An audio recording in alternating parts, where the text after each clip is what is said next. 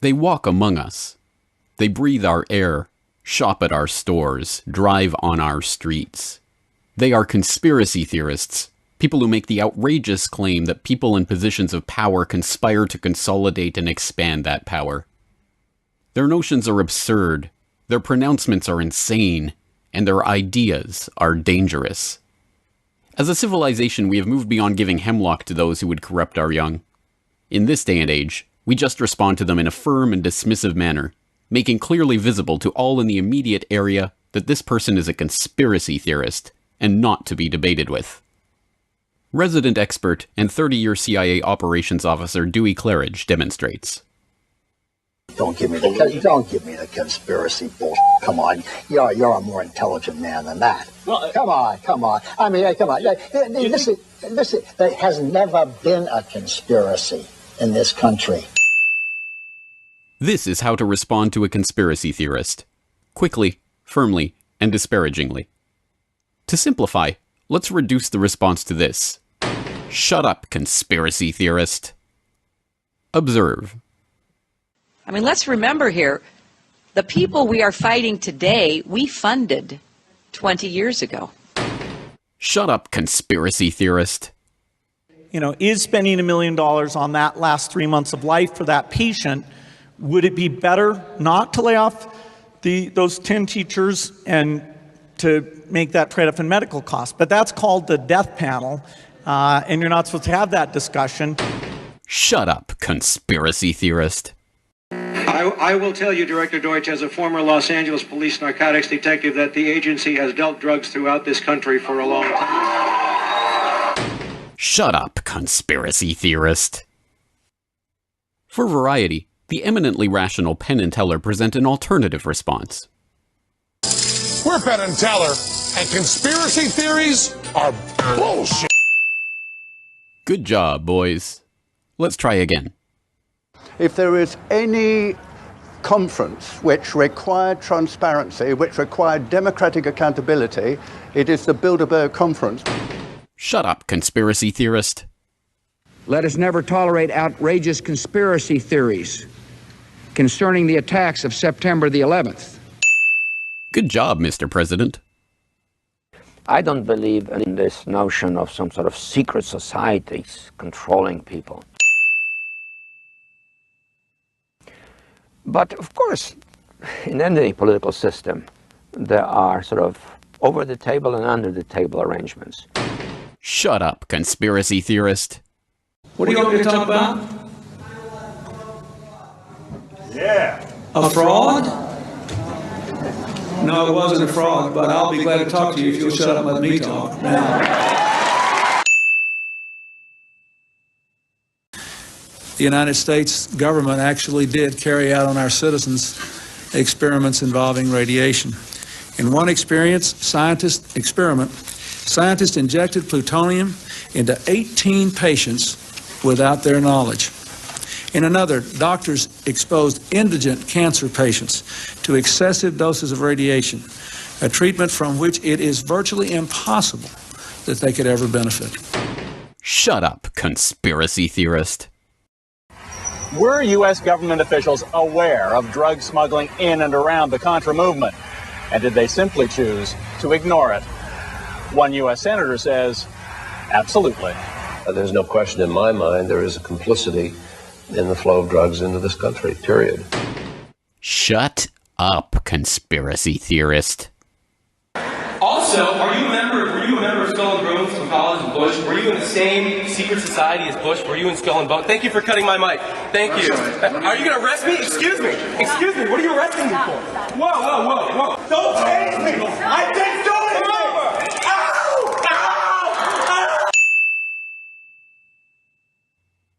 Any questions? This public service announcement was brought to you by the Friends of the Department of Homeland Security, the Information Awareness Office, the Defense Advanced Research Projects Agency, the President's Working Group on Financial Matters, the Council on Foreign Relations, the Rhodes Roundtable Group, and the Bohemian Club.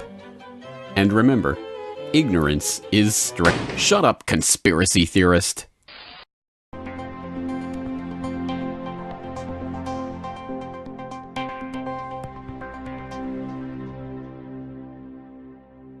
This is an act of aggression that is completely trumped up in terms of its pretext. It's really 19th century behavior in the 21st century. And, you know, the reason for this, David, is because you just don't invade another country on phony pretext in order to assert your interests. When Secretary of State John Kerry made his now infamous statement about Russia's actions in Ukraine, the hypocrisy was immediately apparent to all but the most clueless of viewers. Intelligence gathered by this and other governments leaves no doubt that the Iraqi regime continues to possess and conceal some of the most lethal weapons ever devised. The main reason we went into Iraq at the time was we thought he had weapons of mass destruction. It turns out he didn't, but he had the capacity to make weapons of mass destruction. But I also talked about the human suffering in Iraq. Those weapons of mass destruction got to be somewhere.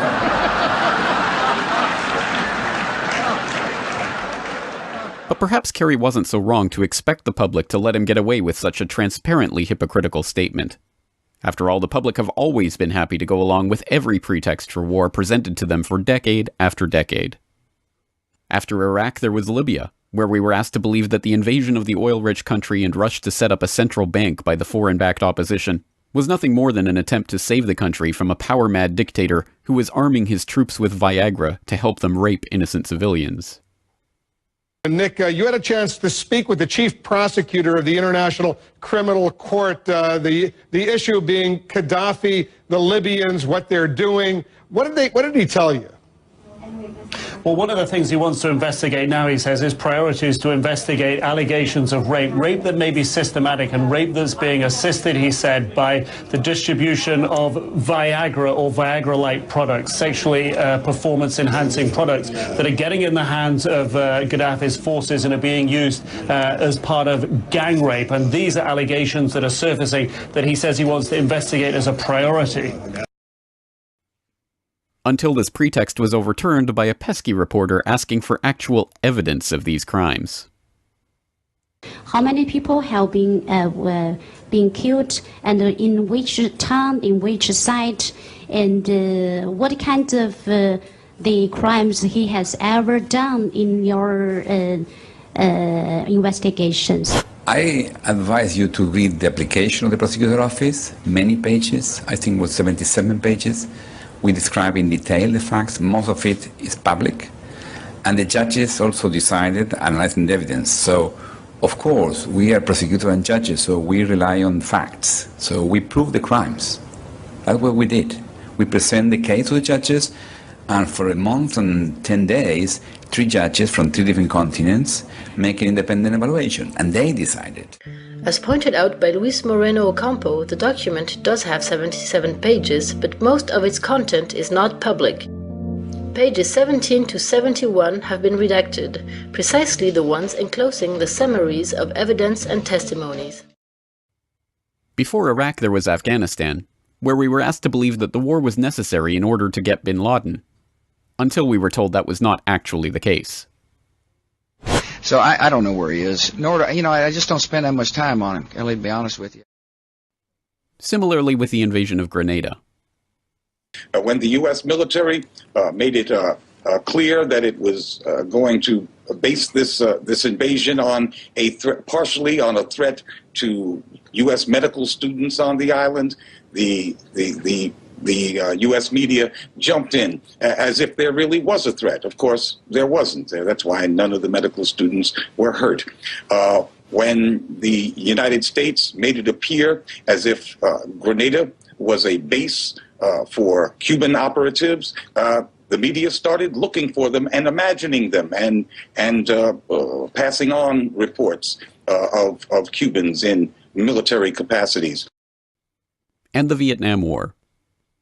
Renewed hostile actions against United States ships on the high seas in the Gulf of Tonkin have today required me to order the military forces of the United States to take action in reply. It does appear now that a lot of these torpedo attacks were from the sonar man, you see, and they get keyed up to a thing like this. Everything they hear on the sonar is a torpedo.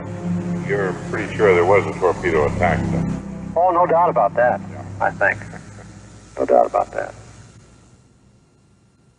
No, it was just confusion. And events afterwards showed that our judgment that we'd been attacked that day was wrong. And World War II.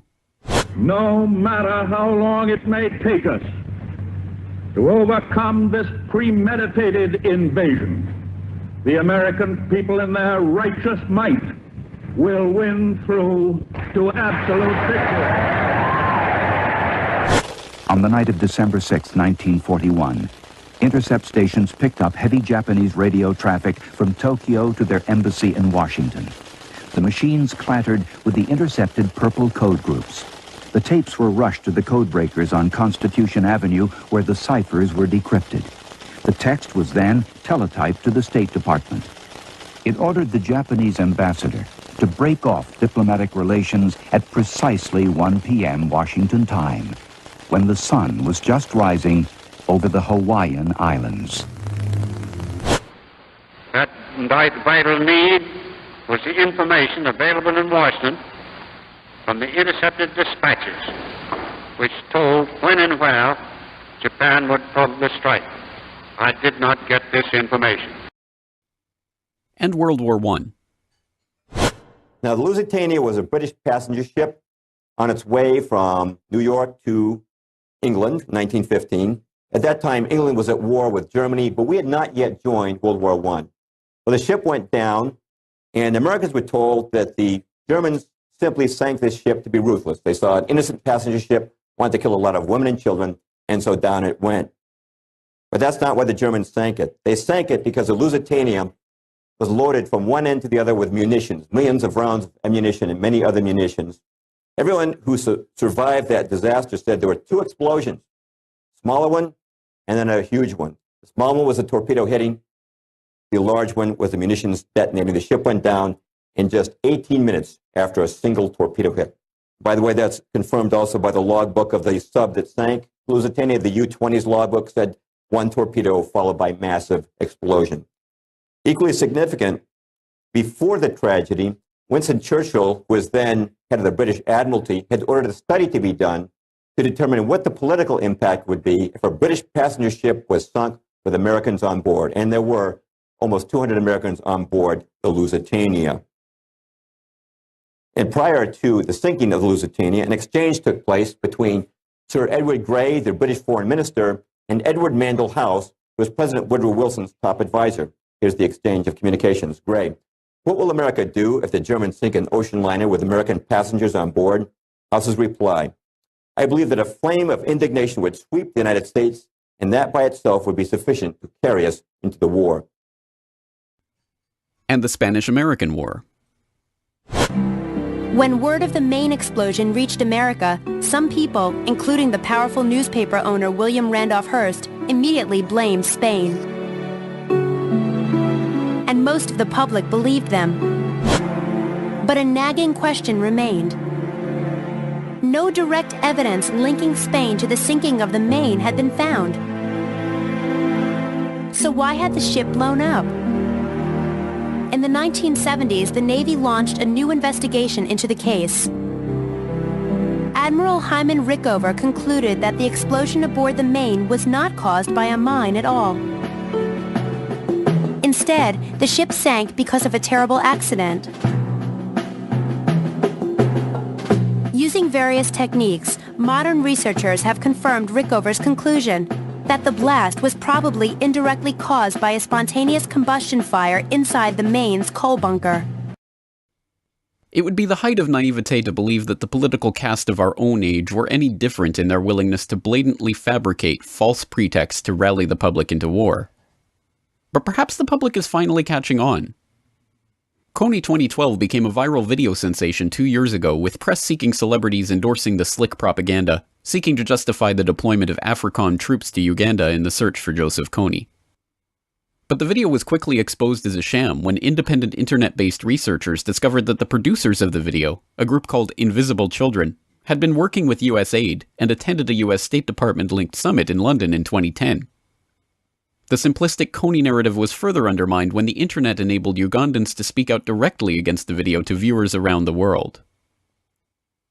When the 2012 video came out, there was this general feeling that it oversimplified the story of Uganda and also the story of northern Uganda, but also it did not tell the current stories of people in northern Uganda and the current challenges. But also we saw that the story was grossly mistold.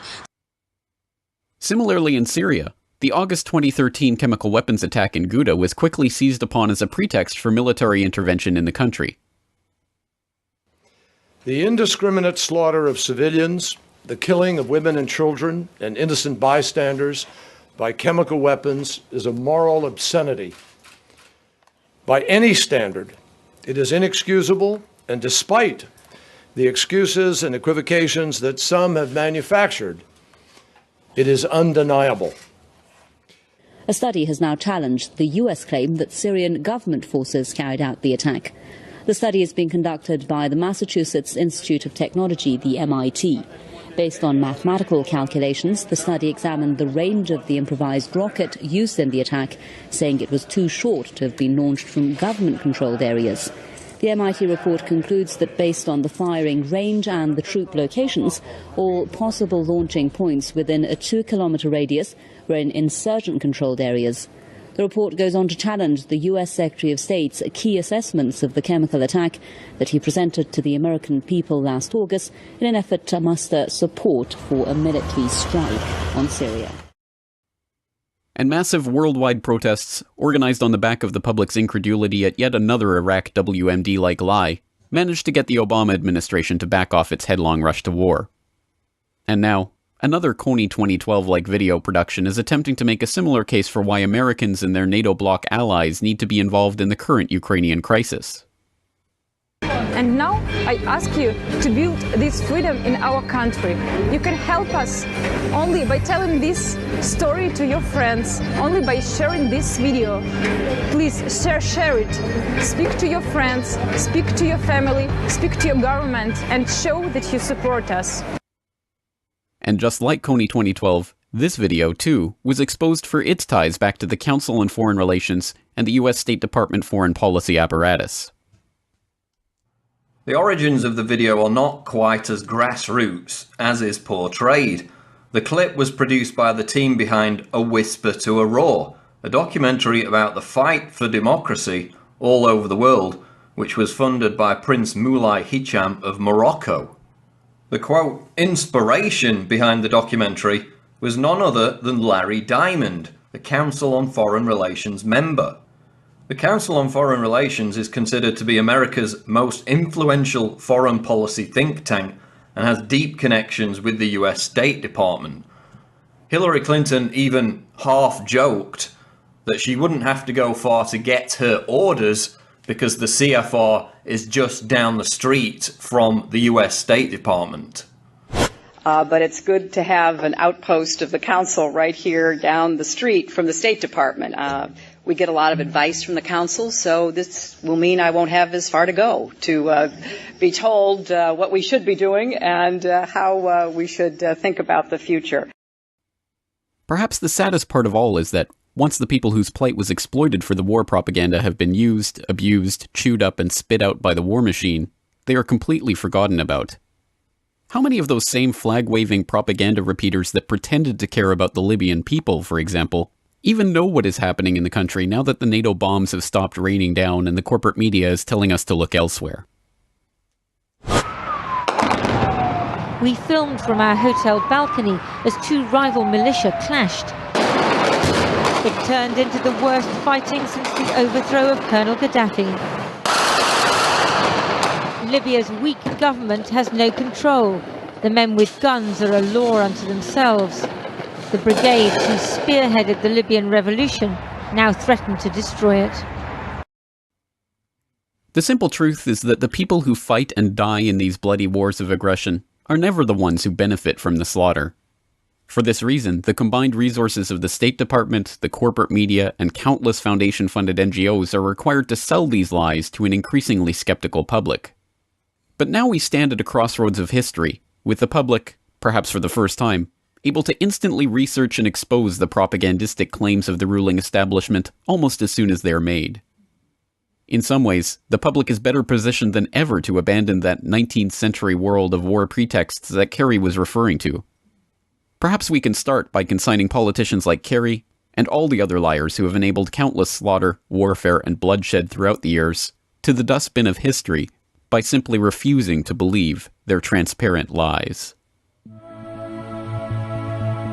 This video is brought to you by the subscribers of BoilingFrogsPost.com. For more information on this and other topics, please go to BoilingFrogsPost.com. For more information and commentary from James Corbett, please go to CorbettReport.com.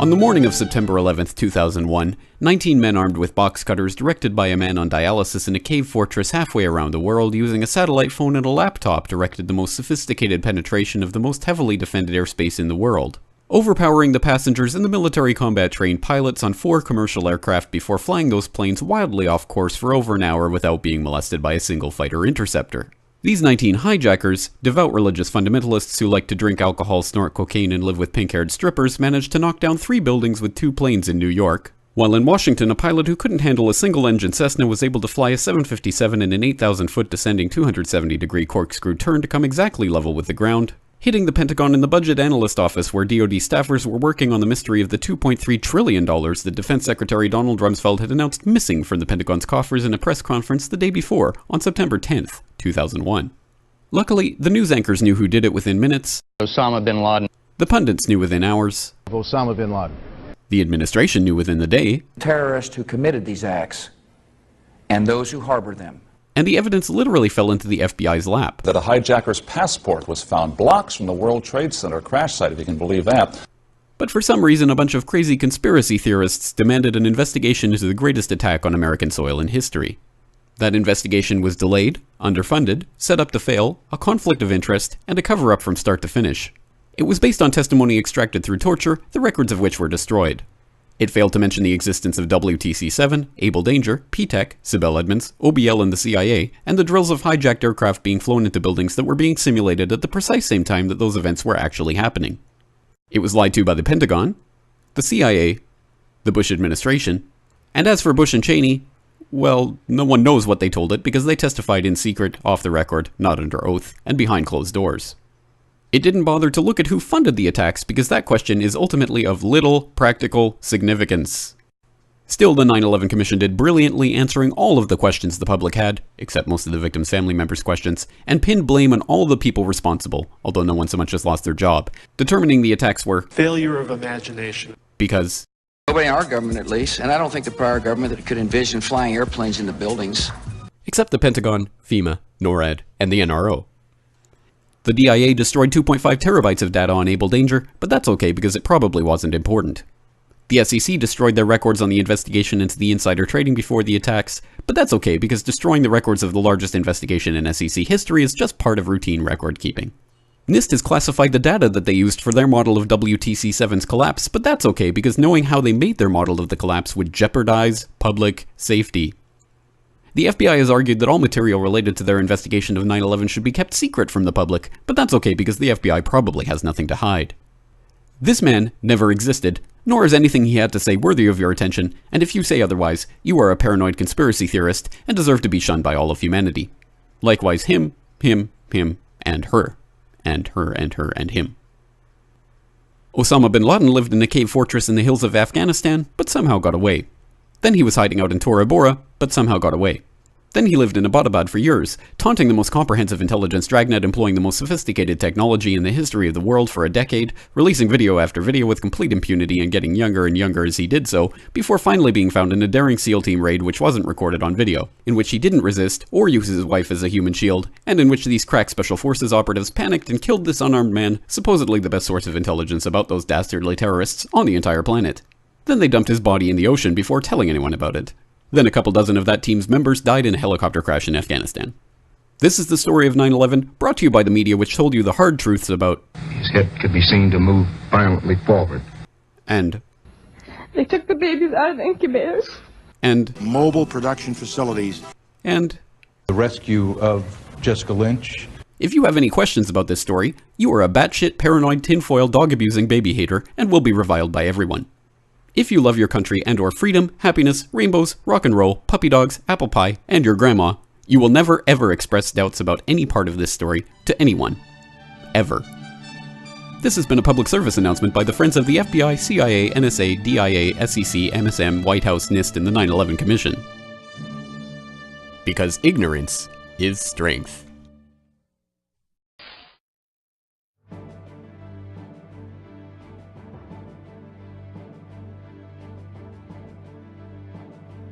As the public finally becomes outraged over the NSA's illegal spying, members of government and the corporate media wage an information war to misdirect that anger to issues of less importance. To counteract this, a bold new citizen-led initiative to nullify the NSA is now gaining momentum around the United States. This is the GRTV Backgrounder on Global Research TV.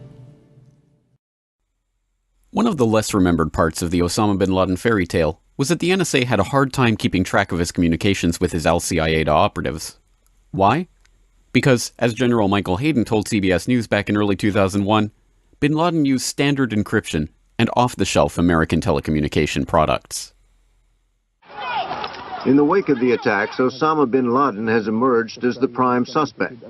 Bin Laden has long been one of NSA's main targets, but Hayden says he's a hard man to keep track of because he has access to the latest and best communications equipment made right here in the U.S. and available to anyone who can afford it. Can't comment specifically on who's doing what, but I can say that people who would do harm to us are using encrypted products and services. But I think people have a hard time understanding why, if during the Cold War you could stay either even or a step ahead of the big bad Soviet Union with all of its might, why you can't stay a step ahead of Osama bin Laden. Several reasons. One is the Soviet Union, for its telecommunications, had to rely on those things the Soviet Union built. Osama bin Laden has at his disposal the wealth of a $3 trillion a year telecommunications industry that he can rely on. He has better technology? That's one. He has better technology available to him. I can't get into operational details about what it is we know or don't know about him. Requires more on your part, and you're behind the curve. We're behind the curve in keeping up with the global telecommunications revolution. Yes, we are. And that's the challenge we have. Sound unbelievable? That's because it is. As they go on to admit in that very same report, they were tracking bin Laden's satellite phone after all, and as James Bamford and others have described it in exhaustive detail, the NSA was monitoring al-Qaeda's communications hub in Yemen for years prior to 9/11, and purposefully withholding most of that information from the CIA bin Laden unit. But the idea that the NSA just wasn't able to track bin Laden because of his dastardly technology was a key meme for the NSA to implant in the immediate wake of 9/11. That's why the Hayden interview was replayed on CBS less than 48 hours after the attacks, and that's why, as recently declassified documents show, the NSA used 9/11 as an official talking point to justify their illegal surveillance of Americans. This meme, of course, was a lie. As NSA insiders have pointed out for years, most, if not all, of the current illegal collections programs began before 9/11, but the false flag events of September 11th provided the perfect justification for the revelation and expansion of those programs. I would hear the following phrase, which I think one person in particular probably had regrets ever saying more publicly, that 9/11 was a gift to NSA. A gift. Now, over a decade later, that meme is paying off. Just 2 weeks after a federal district court judge ruled the NSA's collection of telephone metadata unconstitutional, a different district court judge ruled it constitutional. In his particularly florid ruling, U.S. District Court Judge William Pauley wrote, "The September 11th terrorist attacks revealed, in the starkest terms, just how dangerous and interconnected the world is. While Americans depended on technology for the convenience of modernity, Al-Qaeda plotted in a 7th century milieu to use that technology against us. It was a bold jujitsu, and it succeeded because conventional intelligence gathering could not detect diffuse filaments connecting Al-Qaeda." No matter if it bears any resemblance to reality, the meme has been planted and the courts are going along with it. It is now official lore that the NSA needs to spy on everyone's phone metadata to prevent the next 9/11 from taking place. Of course, that's not the only lie in this story. The even bigger lie that is being propounded now is that the national conversation and the court cases are still revolving around the false notion that NSA phone spying is somehow limited to metadata, as if all the NSA is collecting are lists of phone numbers and call durations. We have suspected for years that phone calls were being recorded and stored wholesale, but that was actually confirmed by Tim Clemente, a former FBI counterterrorism agent who casually let it slip on Aaron Burnett's CNN program in May that U.S. intelligence agencies have access to complete phone conversations whenever they want in the name of national security. Now, obviously it was a voicemail. They could try to get the phone companies to give that up at this point. But if it's not a voicemail, it's just a conversation. There's no way they actually can find out what happened, right? Unless she tells them. No, there is a way. We certainly have ways in national security investigations to find out exactly what was said in that conversation. It's not necessarily something that the FBI is going to want to present in court, but it may help lead the investigation and or lead the questioning of her. So somewhere we can certainly it's being find that out. digitized, or they can actually get that. Because people were saying, look, that wouldn't be possible. It's pretty incredible what you're saying. No, welcome to America. All of that stuff is being captured as we speak, whether we know it or like it or not. Although this caused a buzz at the time and was picked up by numerous publications, it was soon covered over by the Snowden story, which once again focused people's attention on metadata. One person who did not gloss over it, however, was Russ Tice. He is a former NSA employee who became a whistleblower almost a decade ago, as one of the sources for the initial New York Times story exposing the illegal NSA wiretapping program. When he heard Clemente's interview, he immediately contacted his ex-NSA friends and discussed whether the NSA was already recording every phone conversation they could intercept and storing them at their new Utah data center. The ex-NSA gatherings consensus? This was exactly what the NSA was doing. As a result, Tice decided to go further than ever before about what he knew regarding illegal NSA activities. In a series of interviews on BoilingFrogsPost.com, The Corbett Report, and other media venues, Tice revealed that during his time as an NSA employee, he had personally handled the eavesdropping orders to monitor the communications of high-ranking judges, congressmen, and military officials, presumably for the purposes of blackmail. Initially what I saw was they were targeting news organizations, they were targeting U.S. companies that did international business, they were looking at financial institutions, but they were also going after the State Department and Secretary of State Colin Powell at the time, and they were going after high-ranking military generals, and that was just with my space capabilities that I saw. Now later, when I got together with colleagues, and we started to put together the terrestrial side, that's the side that is being done with all those nodes all over the country with the fiber optics and that sort of thing, then we found out that it got much worse. Because, and this was just the phone that we were looking at, but it was also being done at the email level, but that wasn't the information I was getting. The information I was seeing were phone numbers that were being plugged into a system that was going after people's phone numbers and associated numbers, and a lot of numbers I wasn't even sure, but they went after law firms and lawyers. They went after more generals. General Petraeus was one of the guys. It seemed like right about that 3-star level was they were going after admirals and generals. They went after the Supreme Court, of which I held Judge Alito's paperwork in my hand, numbers associated with Judge Alito that someone had put into the system that NSA used to spy on Judge Alito. And let's just break this down a little bit, because these are explosive allegations right now that I have not heard anyone talk about before, that there are actually orders that you personally saw in your hands to wiretap Judge Alito, high-ranking intelligence officers, David Petraeus, Barack Obama. Wannabe Senator Barack Obama. At that time, he wasn't even a senator. He had won his primary in Illinois, and I think maybe the catalyst, and I'm not sure, was the fact that he had just done a big speech at the Democratic convention. Now, I was at that time a lifelong Republican. I didn't even watch the Democratic convention. So at the time, the significance of it really didn't hit me until later. I mean, I did look up, well, who's this guy, Barack Obama? Well, okay, he made a speech, blah, blah, blah. But then, of course, later, things, started to, come into play that this is our future president of the United States. And once again, these shocking revelations are being spun away into theory and hearsay. This time it's Senator Bernie Sanders lobbing the softball at the NSA as he sends them a letter politely asking whether the NSA is spying on Congress. Senator Sanders did not ask about the wiretapping of communications that Tice has already exposed, however, but merely whether or not the NSA metadata spying extends to members of Congress. Once again, the real scandal is papered over by milquetoast non-confrontation by the bought and paid for Congress that have been perfectly content to let this happen for years now. The entire NSA fiasco is stage-managed theatrics from start to finish, a carefully choreographed stage show with full cooperation from the corporate media that is only too willing to play along and misdirect the national conversation to areas of little or no importance. Meanwhile, in reality, the only question worth discussing is how to abolish the NSA entirely. Since this is not a question that is on the table politically, it is up to the public to find alternative ways of shutting down the NSA. Luckily, there is at least one innovative project happening that proposes to do just that. Fact. The new NSA data center in Utah requires 1.7 million gallons of water every single day to operate. Billions of Fourth Amendment violations need massive computers and the water to cool them. That water is being supplied by the state of Utah. Fact.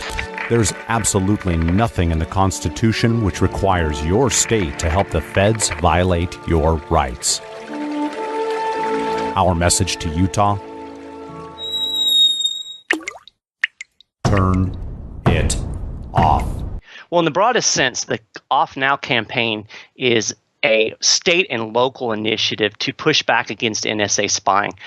We do not have any faith in Congress or the president or the federal courts to actually do anything to rein in the NSA spy machine. They may pretend like they do. They may pass some bills, but they're not really going to do anything that's going to be of any use. So we've decided we need to take a different approach. We want to harness the power of our state and local governments to create obstructions and make it as difficult as we can for the NSA to continue this unconstitutional and immoral spying on virtually everybody in the world. And so one of the main aspects of the campaign, probably the central aspect right now, is the Fourth Amendment Protection Act. And it's a piece of legislation that we are introducing at the state level. And essentially it does four things. I'll run through them really quick in a bullet-pointed way to make things easy to understand. The first thing it does is it denies material support from the state to the NSA. So essentially anything that the NSA gets from the state, they won't get it anymore. And this could be very significant in some places. For instance, Utah, they use 1.7 million gallons of water a day to cool their spy computers in the Bluffdale data center. That water is actually supplied by a utility that's owned by the city of Bluffdale, which is a subdivision of the state of Utah. With this bill, it will make it possible to take steps to turn that water off and force the NSA to find water someplace else. So this can be extremely significant in states that actually have NSA facilities. We'd also deal with public utilities that supply electricity and things that we probably haven't even imagined yet. The second thing it does, and I really think this is the most significant part of the bill, at least in the short term, is that it prohibits any data that has been gathered by the NSA without a warrant that is shared with state and local law enforcement. It makes it inadmissible in state courts. We know that the NSA is sharing this data. We know that very little of it actually has anything to do with quote-unquote national security. It's for basic law enforcement purposes. So this would basically say, you can share this data all you want to, but it's going to be useless to state and local law enforcement in court, and it will kind of take that dagger out of the heart of the Fourth Amendment that this kind of information sharing shoves in there. A third aspect that it does is we have 166 universities in the United States that have partnerships with the NSA. They call them Centers for Academic Excellence, which I think is a nice Orwellian term suitable for this particular subject. This bill would deal with state and public universities and force them to leave these relationships and keep any other state universities from entering into them. And then finally, it deals with corporations that do business with the NSA. And essentially, it's a disincentive to these corporations. Basically, the bill says, Corporation XYZ, if you're going to do business with the NSA, then we're going to prohibit you from having any state or local contracts and take that business away from you. So hopefully, it will create some disincentive. So this is the basic gist of the legislation that we're working to get passed. Those who are interested in finding out how they can help to turn the taps off on the NSA, literally, are encouraged to explore the Nullify NSA hashtag on Twitter and the campaign website at offnow.org. For more on this story and other breaking news and current events, please go to globalresearch.ca. For more research and analysis by James Corbett, please go to corbettreport.com. The Center for Research on Globalization depends on your support. To purchase a book or DVD, or to make a donation, please visit globalresearch.ca today.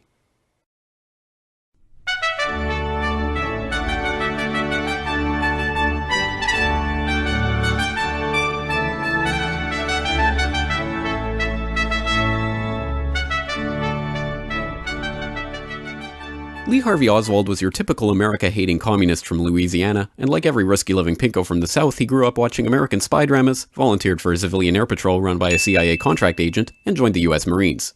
Nicknamed Oswaldsky for his tendency to speak Russian and spout pro-Soviet propaganda, he was given special training and assigned to one of the most sensitive facilities in the world, running the radar for the U-2s spying on the Ruskies and the Chi-Coms. After contracting gonorrhea in the line of duty, Oswald was tested for Russian proficiency before being honorably discharged to take care of his mother who wasn't ill and flew to Europe using money he didn't have on planes that didn't exist to arrive at Helsinki, where he stayed at the most luxurious hotel in town before waltzing into the Soviet Union at the height of the Cold War. While there, he kept a detailed log of Soviet facilities, made notes about microdots, and carried a CIA standard-issue Minox camera before getting bored and returning to the United States on a military jet using money loaned to him from the US Embassy. After waltzing back into the United States after supposedly defecting to the enemy at the height of the Cold War, he settled back in New Orleans where he appeared in radio and TV interviews, got into fistfights on the street, and handed out leaflets from a pro-Castro Cuban group sharing office space with an ex-FBI agent involved in government-sponsored anti-Castro Cuban groups. Moving to Texas and befriending a millionaire Russian oil man who helped to get him a job at the Texas Schoolbook Depository, Oswald made sure to let his murderous intent be known by attempting to assassinate a right-wing general in the area, thus potentially jeopardizing any plot to kill the president, and sent vanity photos of himself posing with his rifle to his close friends. On the morning of November 22, 1963, Lee Harvey Oswald went to work in the Schoolbook Depository where the president just happened to be driving by. After somehow getting the Secret Service to stand down before entering Dealey Plaza, Oswald set up a makeshift sniper's nest and got off 3 shots in 6 seconds, leaving 4 bullets without leaving any nitrate on his cheek, a feat that has never been duplicated, including 1 bullet that managed to cause 7 entry-exit wounds, a feat that has never been duplicated, penetrating 15 inches of tissue, 4 inches of rib, and a radius bone, to come out in almost perfect condition on a stretcher in the hospital while no one was looking, a feat that has never been duplicated. He then ran downstairs and got himself a Coke from the vending machine within seconds of the assassination before heading home, grabbing his things, walking down the street, shooting a police officer, ducking into a movie theater, and waiting to be arrested. After jumping up and pulling his gun on the police officers who swarmed the theater, he was let out the front door, or the back, and taken into police custody. While there, he is not charged with the murder of the president. Did you kill the president? No, I have not been charged with that. In fact, nobody has said that to me yet. And like any self-respecting America-hating communist grandstander who had just killed the President of the United States in a pinko rage, denied he had anything to do with it. I'm just a patsy. Before being transferred to county jail, he was shot on live TV by a 2-bit Union Mafia stooge, supposedly torn by grief at the death of the president, whose brother he personally hated, later claiming that it was part of a conspiracy the world will never know. The world will never know the true facts. Luckily, the crusading journalist of the unbiased media told the public the straight truth about what happened. His head could be seen to move violently forward. Hoover wrote a memo that weekend demanding that the public be convinced that Lee Harvey Oswald was the lone assassin. LBJ appointed a commission telling Commissioner Warren that he had to find that Lee Harvey Oswald was the lone assassin, and, as luck would have it, that commission concluded, "Now, what about the doctor at Parkland Hospital who reportedly said the president was wounded in the front?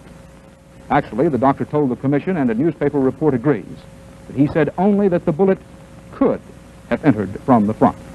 But because of the president's condition and their desperate haste, the doctors never turned him over, never saw the similar wound where the bullet actually entered from the back." This is the story of the JFK assassination, as brought to you by the truth tellers in government. Those weapons of mass destruction got to be somewhere. And the media. And if you have any questions about it, you are a woo-woo, grassy knoll, tinfoil, lizard-fearing America hater. If you love Jesus, sunshine, ponies, monster trucks, miniskirts, and the American flag, you will never ask any questions about any part of this story to anyone. Ever. This message has been brought to you by the CIA, Joint Chiefs of Staff, Warren Commission, and the MSM. Because ignorance is strength.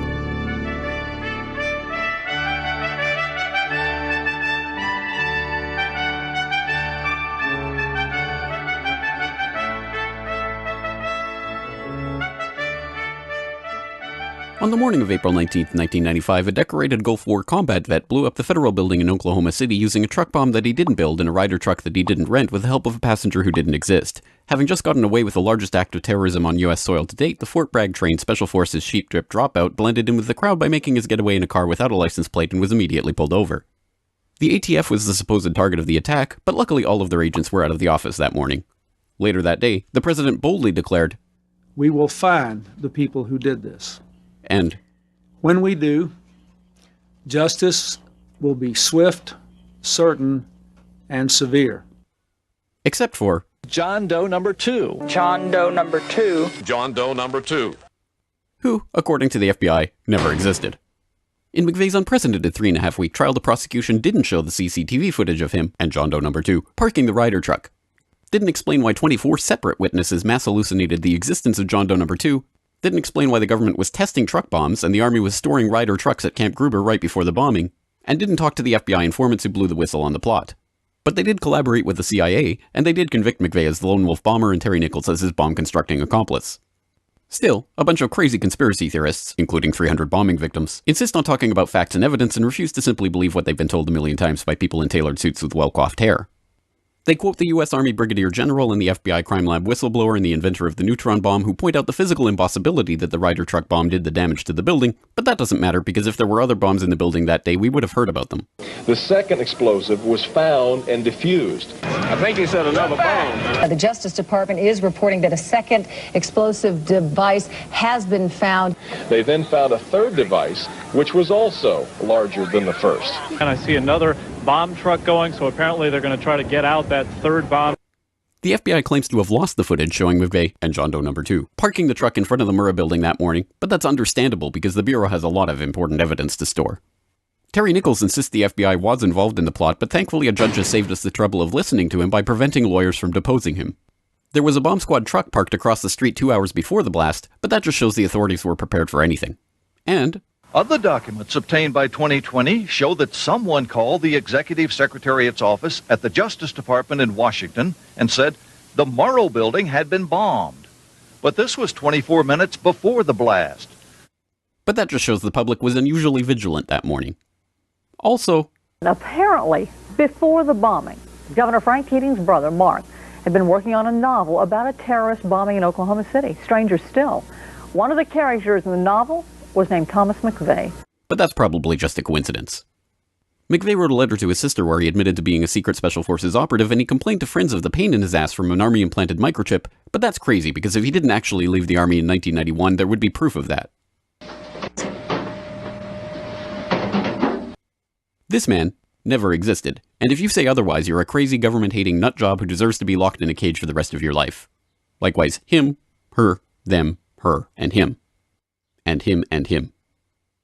McVeigh was not executed on May 16, 2001 as scheduled because the FBI had failed to turn over thousands of pages of evidence to McVeigh's defense attorneys.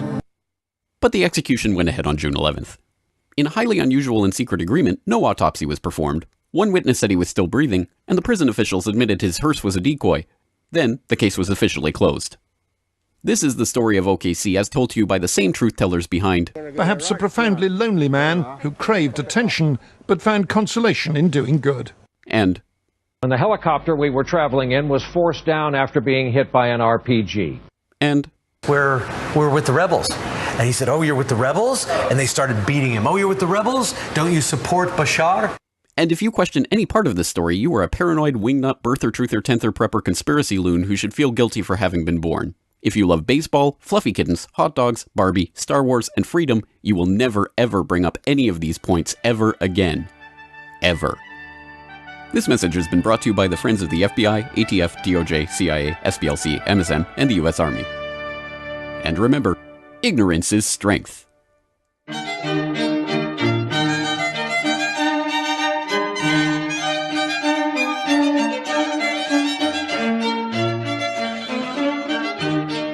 On the morning of April 4, 2017, Syrian President Bashar al-Assad, on the verge of a military victory against the terrorist insurgency in his country and on the eve of peace talks that would secure his position as president, decided to use chemical weapons he didn't have against a target of no military significance in front of as many cameras as possible to cross the one red line that would ensure his own government's downfall.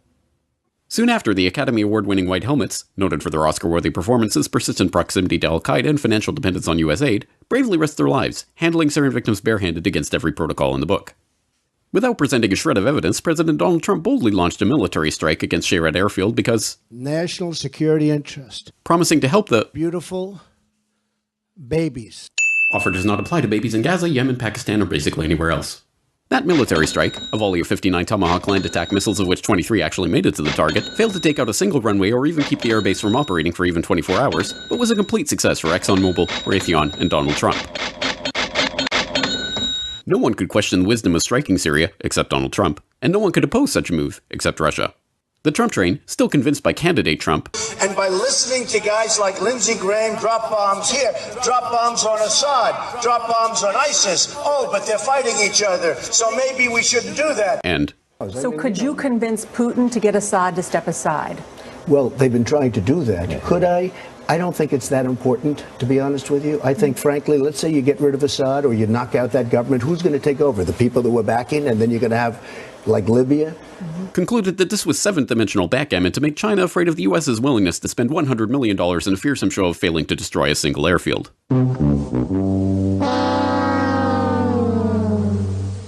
Throughout the world, people rejoice as a horrible secular regime in the Middle East is replaced by yet another peace-loving band of ragtag human rights campaigners and child beheaders motivated by a desire to subdue the armies of Rome in an apocalyptic confrontation in Dabiq. The chemicals for the previous Red Line attack in Syria have since been proven to come from Libya with US approval, but that's probably not relevant to this case. The CIA has released declassified report after declassified report showing that the plan to topple Syria's government has been in the works for decades, but this just shows that they were right all along. The mainstream media unquestioningly asserts that the story is true because the US government says so, but that's okay because we all know the MSM is full of unbiased truth-tellers and dig hard to get the raw facts on every story. We see these beautiful pictures at night from the decks of these two U.S. Navy vessels in the eastern Mediterranean. I am tempted to quote the great Leonard Cohen, I'm guided by the beauty of our weapons, and they are beautiful pictures. Even members of Congress think the story is a load of hogwash, but that's okay because they're probably crazy. Because frankly, I don't think Assad would have done that. It does not serve his interests. It would tend to draw us into that civil war even further. Who do you think is behind it? Who do you think is behind it? Meanwhile, the White House has released a report on its intelligence about the chemical attack that refutes its own version of the story, but that's okay because when has the White House ever lied people into war?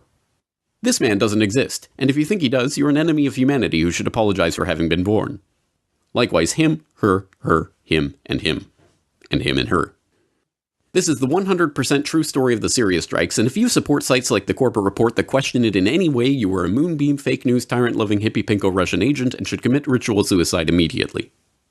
If you love your country and or liberty, NASCAR, supermodels, TV, water slides, or your mother, you will not question this story in any way. Ever. This message has been brought to you by the Friends of the Brookings Institute, Raytheon, Genie Oil, Oded Yunon, ICIASIS, and the New York Times. Because ignorance is strength.